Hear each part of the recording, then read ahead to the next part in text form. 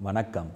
லேத்தில் knurling பயிற்சி diamond, straight, helical மற்றும் square குறித்த இந்த செஷனுக்கு உங்களை வரவேற்கிறோம். வாங்க செஷனை ஆரம்பிக்கலாம். இப்போது இந்த பதிவின் நோக்கங்களை பார்ப்போம்.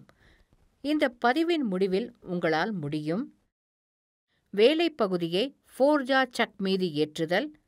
ஃபோர்ஜா சக் உள்ள வேலை ஒரு மேற்பரப்பு அளவீடு மூலம் உண்மை.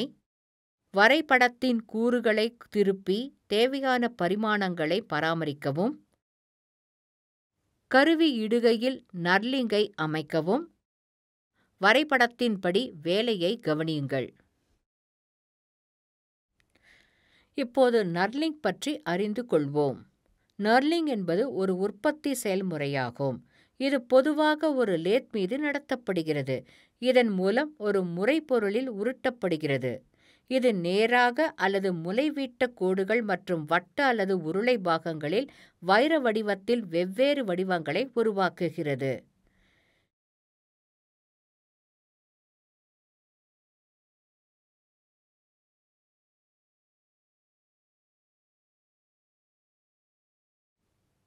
இந்த முறை பகுதியின் மேற்பரப்பு உராய்வை அதிகரிக்கிறது மற்றும் சிறந்த அழகியல் முறையீட்டை வழங்குகிறது.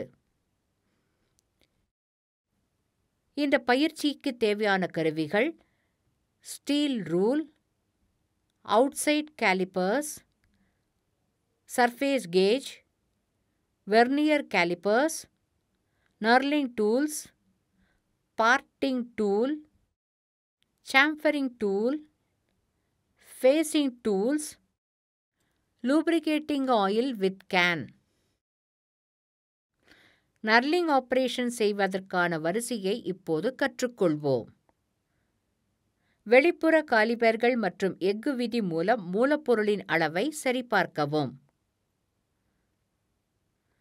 சக்கிற்கு வெளியே 50 மில்லிமீட்டர் இருக்கும் வகையில் ஃபோர்ஜா சக்கில் பொருளை பாதுகாப்பாக பிடிக்கவும்.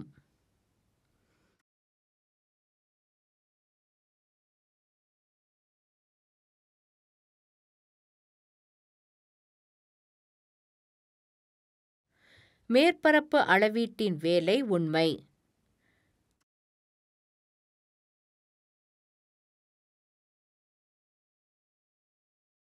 ஒரு முனைக்கு எதிர்கொள்ளும் செயல்பாட்டை செய்யவும். 40 மில்லிமீட்டர் விட்டம் பெற 30 மில்லிமீட்டர் நீளத்திற்கு டர்னிங் ஆபரேஷன் செய்யவும்.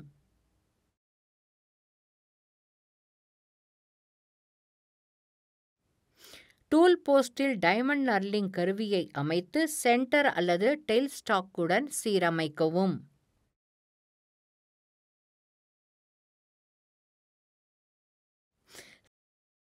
நர்லிங் செயல்பாட்டிற்கு பொருத்தமான வேகத்தை தேர்ந்தெடுக்கவும்.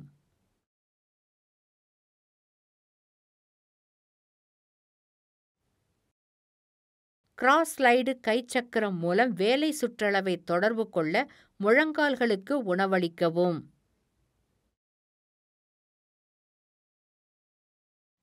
ஒரு உண்மையான வடிவத்தை உருவாக்க உதவும் பனிப்பொருளின் முனையில் நர்சிங் ரோலின் முகம் ஒன்றுடன் ஒன்று செல்லும் வரை வண்டியை நகர்த்தவும்.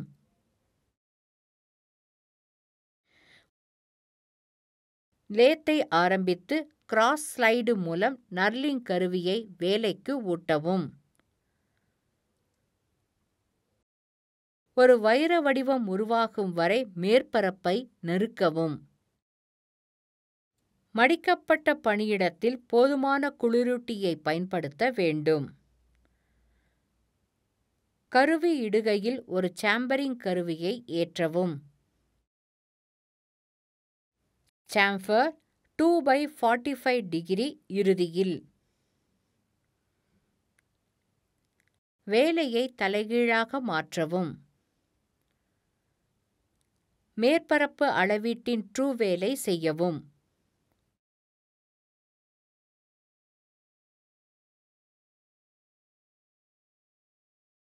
மறுமுனைக்கு எதிர்கொள்ளும் செயல்பாட்டை செய்யவும். இதனால் பணிப்பகுதியின் நீளம் 80 மில்லிமீட்டர் வரை பராமரிக்கப்படும். 25 மில்லிமீட்டர் விட்டம் பராமரிக்க 50 மில்லிமீட்டர் நீளத்திற்கு திருப்புச் செயல்பாட்டை செய்யவும்.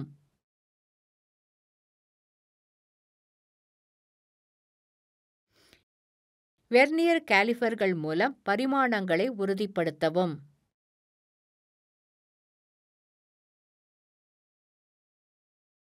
(45° சேம்பரிங் கருவி மூலம் இறுதியில் 3/45° வரை சேம்பர். 23 மற்றும் பள்ளத்தை 5 மில்லிமீட்டர் அகலம் கொண்ட குரூவிங் கருவி மூலம் குறைத்து பராமரிக்கவும்.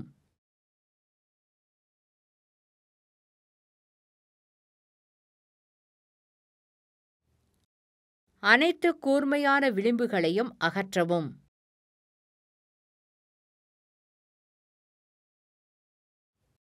நெர்ல்டு வடிவங்களைப் பெற இதே வரிசையை பின்பற்றப்படுகிறது. நேரான கோடுகள், முளைவிட்ட கோடுகள், ஹெலிகல் கோடுகள், சதுர வடிவம், பொருத்தமான நெர்லிங் கருவிகளை பயன்படுத்துதல். செய்ய வேண்டியவை, செய்யக்கூடாதவை. கருவியை அதிகமாக தொங்கவிடுவதை தவிர்க்கவும். மடிந்த மேற்பரப்பில் குறிகளை தவிர்க்க பேக்கிங்கிற்கு அலுமினிய துண்டுகளை பயன்படுத்தவும். இயந்திரம் இயக்கத்தில் இருக்கும்போது ஒருபோதும் நெம்புகோலை இயக்க வேண்டாம்.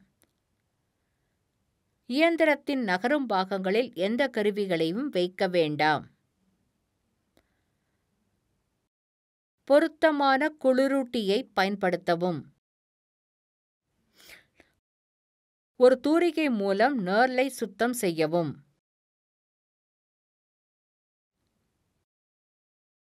கடினமான உலோகங்களை முறுக்குவதற்கு ஒரு சிறந்த ஃபீட் நர்லிங். மென்மையான உலோகங்களை முறுக்குவதற்கு கரடுமுரடான ஃபீட் நர்லிங்கை பயன்படுத்தவும்.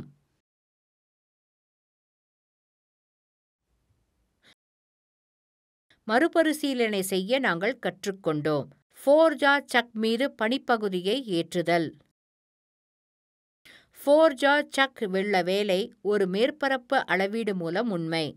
வரைபடத்தின்படி கூறுகளை திருப்பி தேவையான பரிமாணங்களை பராமரிக்கவும். கருவி இடுகையில் நர்லிங்கை அமைக்கவும். வரைபடத்தின்படி வேலையை கவனியுங்கள். எனவே லேத்தில் நர்லிங் பயிற்சி, டைமண்ட், ஸ்ட்ரெயிட், ஹெலிக்கல் மற்றும் ஸ்கொயர் குறித்த இந்த செஷன் முடிவடைகிறது. நீங்கள் எல்லா கருத்துக்களையும் புரிந்து கொண்டீர்கள் என நம்புகிறேன். அடுத்த செஷனில் சந்திப்போம்.